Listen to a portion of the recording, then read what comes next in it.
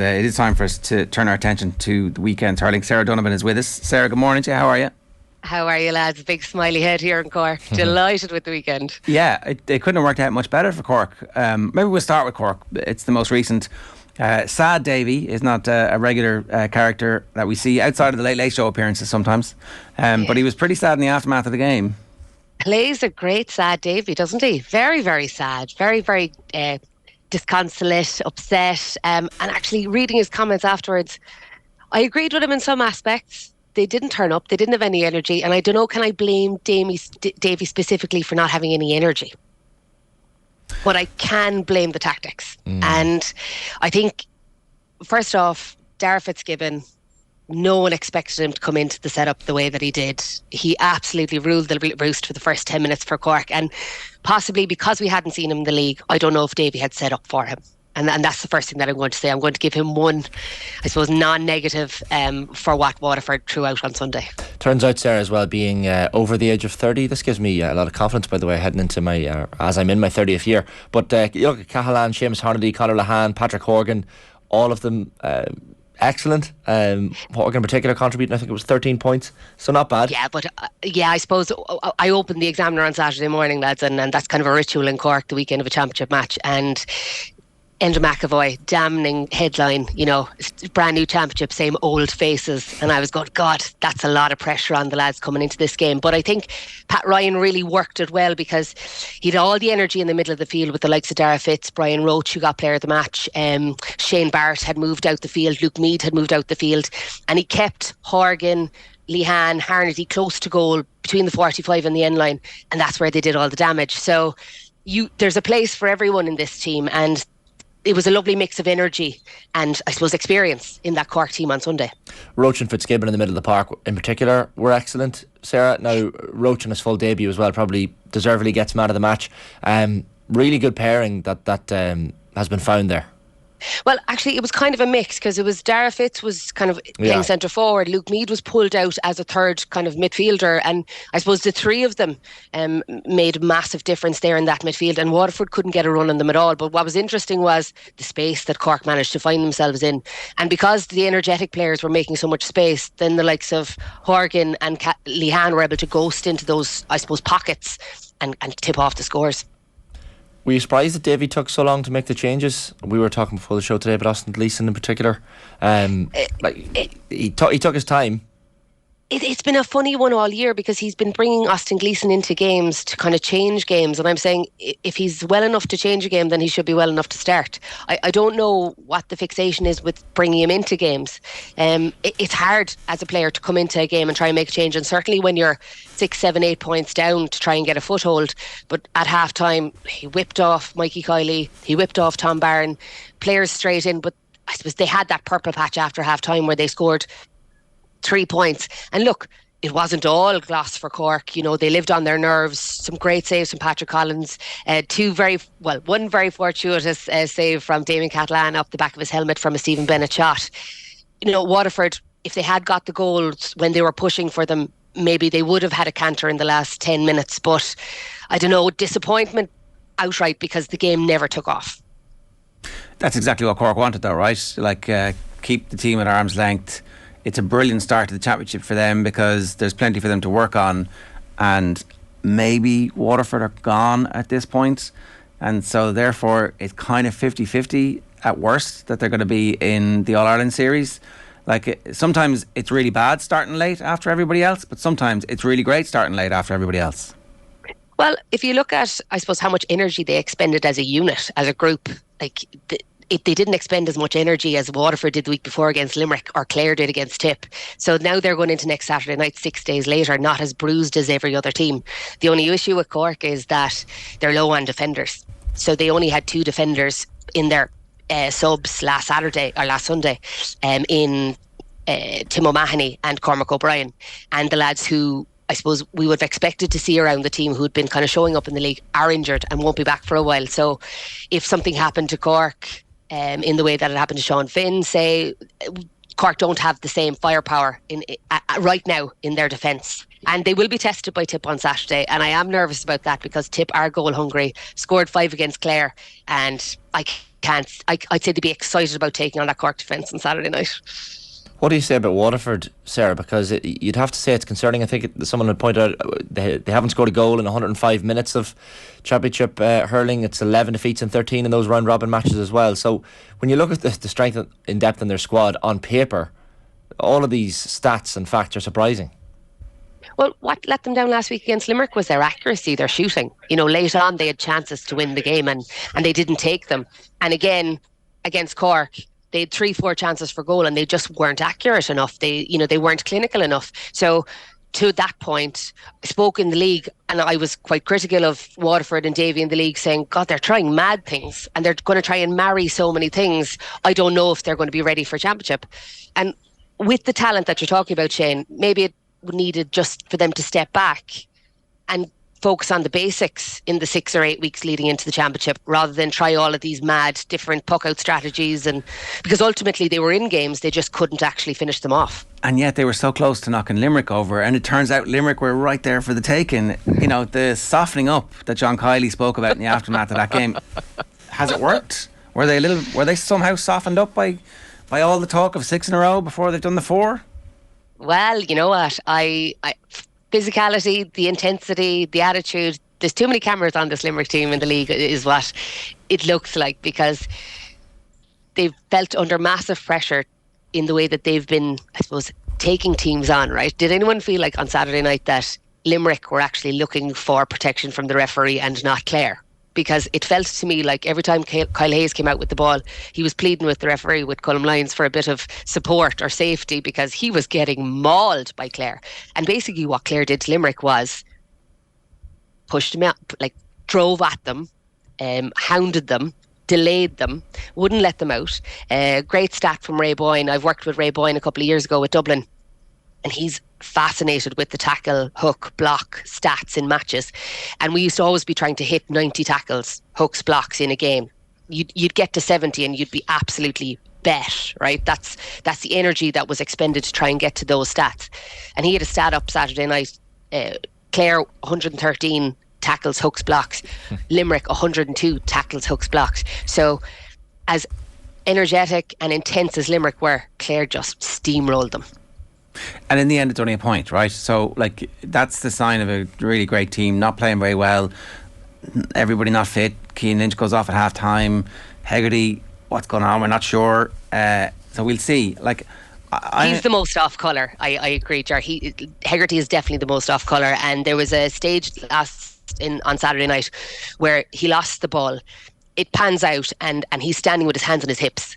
And he doesn't make any effort to run back. And I went, oh God, this game is in the melting pot and you've tuned out. Whereas Tom Morrissey, Will O'Donoghue, absolutely outrageous 70 minutes from both of them. They were absolutely impeccable. So I would say this Limerick team learnt a lot about themselves on Saturday night. And I'd be afraid. I would. I think they've got 3 weeks now. Caroline Curd is always talked about as, a real big, important part of this team. And she's got 3 weeks to work on, I suppose, the confidence that they've possibly lost from this defeat. I'd be along similar lines. Even Sarah, when John Kiley says afterwards it's a very downbeat dressing room in there, I'm just thinking of those Limerick lads in there. All they need is a little bit of fire in their bellies and an excuse to push on, because people are saying, this result is going to save the summer. All of a sudden Limerick maybe are fallible. But no. I agree. I think that the way he said it hurts like it did before, and he's referring to that, I suppose, chasm of time where Limerick weren't winning All Irelands, and it just took one result for that Limerick team to feel absolutely deflated. So I suppose the only other issue here is the likes of Sean Finn, the likes of Cian Lynch, and we saw how integral Cian Lynch was in the semi-final of the league and the final of the league, and how he opened up the spaces for Aaron Gillan and Shamie Flanagan. The last 2 games he's really struggled because, as we said, if you push up on him, he doesn't have the time to make the space for the lads inside, and that has resulted in them not being able to get scores from play. Their scores from play has gone way down in the last 2 games, and that's, I suppose, something that could be an issue if Cian Lynch was to stay out of the game for 2-3 games with this hamstring injury. The analysis over the last number of years has been that you've got to basically score 30 points if you're going to beat them, but that's not the case anymore. So I'm not convinced. I was, like, I actually thought the Waterford game was the perfect thing for them, in that they've had a bad performance. They've seen tactically what teams are going to try and do to them, and they're going to learn from that and emerge last week, and they didn't emerge. That's the thing. So I actually, like, now I'm putting this narrative retrospectively going, Kylie's pissed off because he feels like something has slipped. He's seen it. Waterford, who it turns out aren't very good, put them to the pin of their collar. Clare, like, let them back into the game with a consolation goal in the last second, which took a little bit of the gloss off the scoreline. But now they're up against it. You know, I would say anybody who's left, I would say Galway, Kilkenny, Cork, Tip, Clare will fancy a chance against Limerick in Croker, going, we're going to be the ones that stop you. Clare showed a lot of, I suppose, their intensity in beating them the last night, right? There was certain challenges in the game from Clare's point of view that I felt were on the edge, and I know lads love being on the edge and talking about those challenges, but like Peter Duggan's challenges on the full back line coming out, Barry Nash being pinned into the corner, Kyle Hayes being dragged down half rugby style at times. I don't know if other referees are going to allow other teams to be that intense and to be that impactful, we'll say. Kylie talked afterwards about the forwards having a lot of contact on. I don't know, did you pick that up in the post-match interview? And what he meant was they were being pulled and dragged. And I think as the season progresses, referees are going to be very wide to all of the pulling and the dragging that's going on, and they'll start to have to bring in back those frees again, and I suppose make it a little cleaner, because it wasn't clean on Saturday night. It was brilliant, but it was hellfire. I'll be interested to see, right, because I do have this kind of sense that hurling referees are like the biggest alpha dogs in the GAA world, who don't give a shit. They don't care. You could be bleeding. They could be bleeding themselves from a accidental belt of Tommy Walsh's hurl, and they'll be like, yeah, grand, I don't care, let's go. So I actually think that they're going to, yeah, well, you're Limerick, you're 3 times all out winners, he's pulling you, stop whining. That's what I think is going to happen to that. So it's interesting Kylie didn't call it out in a, like, what's going on with this. It's like you have to subtly tell the referees that maybe they're not doing their job properly, and there's such a crowded shower that they'll be like, well, screw you, John Kylie. I have to agree with John Kylie after the game, in the sense that they were looking for protection. Like, they were literally pleading with Colm Lyons to say, look, this isn't good. What's happening here? And what Clare did to them, what they've been doing to teams for the last 17 games, all right? And I just don't know if this is going to continue through the All-Ireland stages, if we're going to have such fire and brimstone, or referees are going to allow it.